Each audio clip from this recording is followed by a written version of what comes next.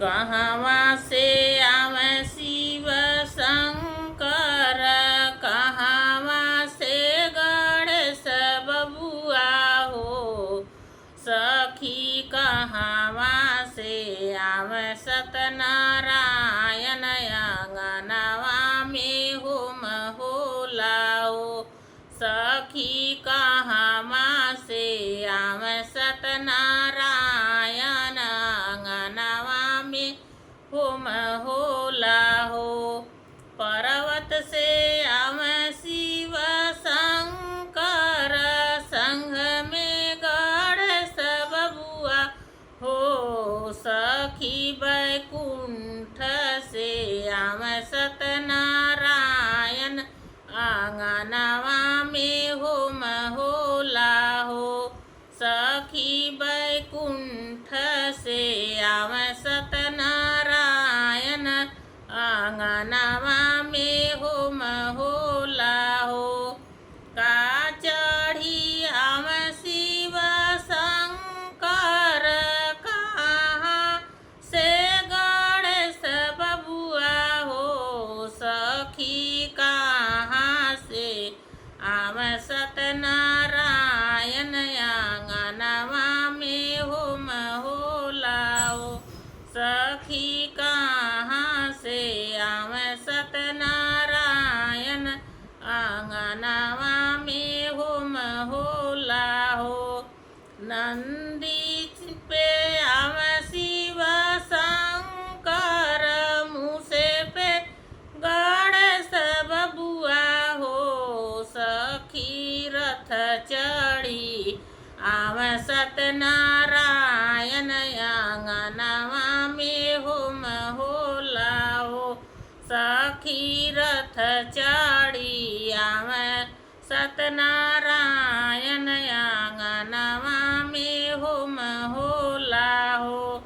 कहवा बैठाई शिव शंकर, कहवा गणेश बबुआ हो।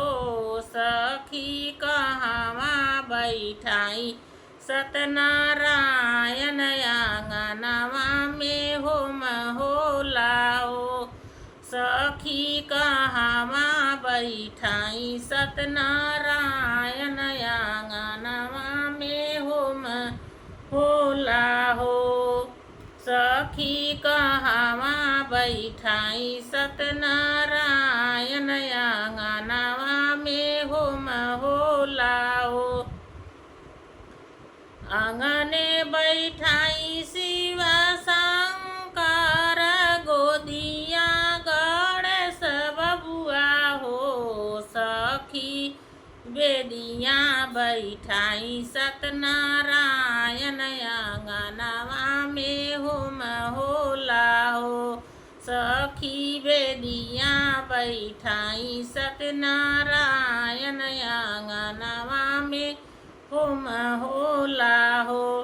का हो खियाई शिव शंकर, का हो गणेश बबुआ हो।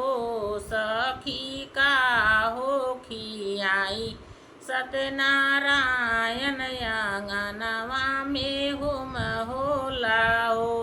सखी का हो खियाई सत्यनारायण, आंगनवा में होला हो।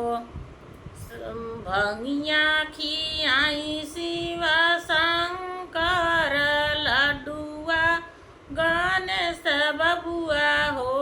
सखी तुलसी खियाई सत्यनारायण, आंगनवा में होम होला हो।